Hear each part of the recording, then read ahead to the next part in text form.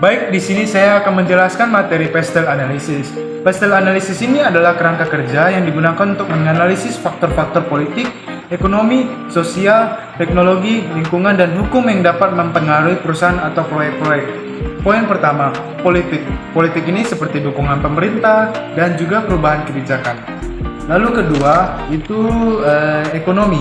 Ekonomi ini maksudnya di dalamnya itu bagaimana alat filter yang kami buat ini berpengaruh di dalam pasar atau juga menguntungkan di dalam pasar. Juga biaya produksi yang kami keluarkan terhadap pasar. Lalu ketiga, sosial. Sosial ini seperti kesadaran masyarakat bagaimana mereka mengetahui betapa pentingnya lingkungan sekitar dan juga betapa pentingnya mereka dapat mendaur ulang sampah plastik mereka dan menggunakan alat filter ini sebagai salah satu kesadaran mereka dalam memelihara lingkungan sekitar. Lalu yang ketiga, keempat, yaitu teknologi. Teknologi yang dimaksudkan ini seperti inovasi teknologi. Jadi memang di dalam pembuatan alat filter kami ini keterbatasan teknologi sehingga kami membuatkan alat filter ini dengan kerajinan tangan sendiri. Jadi inovasi teknologi ini bisa dibilang kemajuan teknologi dalam pengolahan limbah. Produksi alat filter air dapat meningkatkan efisiensi, kualitas, dan daya terjangkau solusi yang ditawarkan. Lalu yang selanjutnya itu lingkungan. Konservasi sumber daya air, penggunaan filter air dari sampah plastik dapat membantu mengurangi penggunaan sumber daya air segar dan juga mempromosikan konservasi air, di mana ini juga mengolah limbah kembali sampah plastik dan juga mengolah limbah air.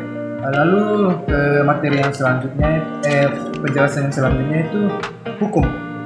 Memang sangat penting hukum di dalam alat filter kami ini, yaitu seperti kepatuhan regulasi.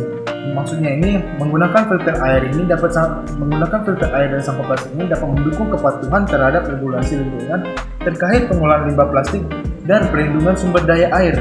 Lalu yang materi selanjutnya ini seperti yang itu profil pelanggan. Profil pelanggan ini yaitu mencakup dua, yaitu job dengan pain dan gain. Job ini adalah tugas utama pelanggan yang memiliki akses terhadap air bersih. Apakah mereka mendapatkan suatu kebutuhan sehari-hari yang menguntungkan ketika menggunakan alat filter kami ini. Lalu yang selanjutnya yaitu pain. Pain ini maksudnya rasa tidak nyaman masyarakat ketika menggunakan alat filter kami yang kami buat ini. Apakah mereka puas dengan alat filter yang kami buat atau tidak. Lalu yang keuntungan ini maksudnya ini keuntungan bagi mereka ketika menggunakan alat filter kami dan juga keuntungan bagi kami ketika kami menyebarkan alat filter kami itu kepada masyarakat. Lalu materi yang ketiga yang terakhir yaitu produk dan jasa. Produk dan jasa ini seperti pengurangan masalah. Maksudnya pengurangan masalah ini alat filter kami dapat berperan mengurangi masalah yang sering dijumpa oleh masyarakat, yaitu kebutuhan kebutuhan air bersih yang mereka selalu inginkan. Jadi alat filter ini sangat berperan di dalamnya. Lalu yang ke poin yang selanjutnya itu pencipta keuntungan. Apakah alat filter ini yang kami buat ini dapat mencipta keuntungan bagi kami yang membuat alat filter ini dan juga bagi masyarakat banyak? Apakah mereka dapat puas atau tidak? Dan juga yang terakhir yaitu penawaran. Di dalam menyebarkan atau memberikan alat filter kami ini menyebarluaskan kepada masyarakat, tentunya butuh penawaran sehingga kami menerapkan strategi edukasi dan juga sosialisasi kepada masyarakat. Sekian dari materi saya, yang selanjutnya akan dilanjutkan oleh materi teman saya. Dipersilakan. Baik, di sini saya akan menjelaskan rencana operasional pemasaran dan organisasi. Untuk yang pertama, alat apa sih yang kami gunakan untuk filter ini? Tentu alat yang kami gunakan ada alat yang sangat simpel, yaitu cuma gunting dan arang. Kenapa hanya membutuhkan dua alat tersebut? Karena alat tersebut sesuai dengan apa yang kami butuhkan, karena bahan-bahan filter kami ini sangat mudah didapatkan dan bahan baku utamanya adalah bahan-bahan yang bisa kita temukan dalam kehidupan kita sehari-hari. Dan bahan baku utamanya adalah botol plastik bekas yang bisa kita cari dari limbah-limbah masyarakat yang sudah tak terpakai. Dan tenaga kerja apa sih yang kami perlukan di dalam tim ini? Tenaga yang kami perlukan adalah manajer operasional, tim produksi, dan tim promosi dan komunikasi. Dan saya akan menjelaskan dari tim manajer operasional. Manajer operasional memiliki peran sebagai pengawas untuk tim produksi untuk memastikan apakah bahan yang dibuat dari tim produksi itu kualitasnya memiliki kualitas bahan yang baik. Dan ketika sudah menjadi bahan filter, tentunya filter itu harus dicek kualitasnya. Jika kualitasnya tidak memuaskan seperti yang kami inginkan, itulah gunanya manajer untuk mengecek kualitas dari filter air tersebut. Dan di sini saya akan menyebutkan dari tim kedua itu tim produksi. Tim produksi memiliki peran sebagai untuk memproduksi filter air tersebut dari bahan-bahan yang sudah kami tentukan. Dan tentunya bahan-bahan tersebut bisa kalian dapatkan dalam sehari-hari. Dan saya akan menyebutkan bagaimana cara singkat memproduksi filter tersebut. Yang pertama adalah siapkan 7 botol plastik bekas yang bisa kita temukan sehari-hari kita, entah itu di sampah atau dari limbah-limbah masyarakat yang lainnya.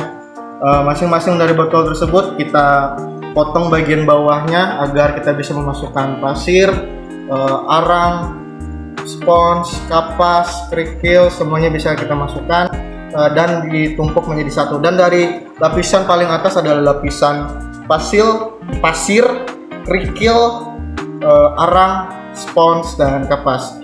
Dan lapisan yang paling bawah itu kapas. Dan di sini saya akan menjelaskan untuk tim ketiga, yaitu tim produksi perawat dari tim promosi dan komunikasi. Tim ini memiliki peran sebagai untuk mempromosikan filter kami, entah itu melalui media sosial seperti TikTok, YouTube, Facebook, Instagram, dan semuanya berbagai macam.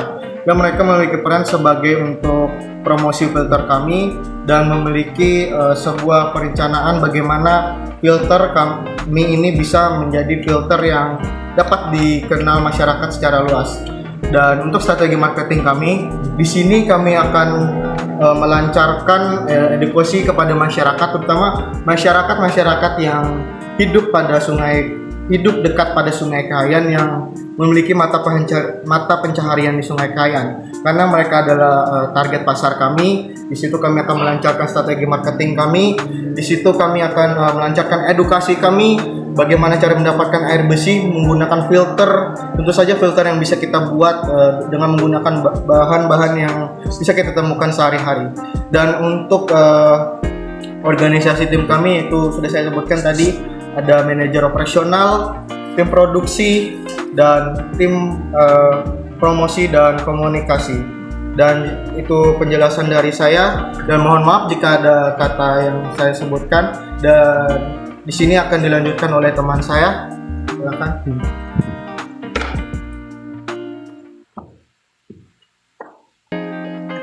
Baik, di sini saya akan melanjutkan bahwasanya dalam perencanaan bisnis tentunya akan membutuhkan yang namanya dana awal. Jadi sesuai dengan modal kami nanti, kami sangat membutuhkan dana awal kami yaitu sebesar Rp57.000. Dan dengan nominal segitu, kami masih menggunakan bahan-bahan yang bisa didapatkan di lingkungan masyarakat tanpa dibeli. Dan sumber modal tersebut yang Rp57.000 diambil dari dana pribadi sendiri. Dalam mempertimbangkan rencana keuangan bisnis ke depan, perhitungan kami jika selama sebulan bisa berhasil menjual produk sebanyak 100 unit akan menghasilkan pendapatan sebesar Rp7.980.000 dan menghasilkan laba bersih yaitu Rp2.269.000. Dari nominal tersebut, sisanya akan digunakan untuk mengembangkan produk bisnis ke depan serta pembiayaan biaya-biaya yang diperlukan selain pembelian bahan produk. Dalam pengembalian modal yang telah digunakan, kami telah memperhitungkan payback period untuk mempertimbangkan berapa cepat modal yang telah digunakan bisa kembali. Seperti yang telah kami asumsikan, pemulihan modal selama sebulan memperkirakan bisa menjual produk 100 unit dan mendapatkan bisa memulihkan modal awal yang telah digunakan.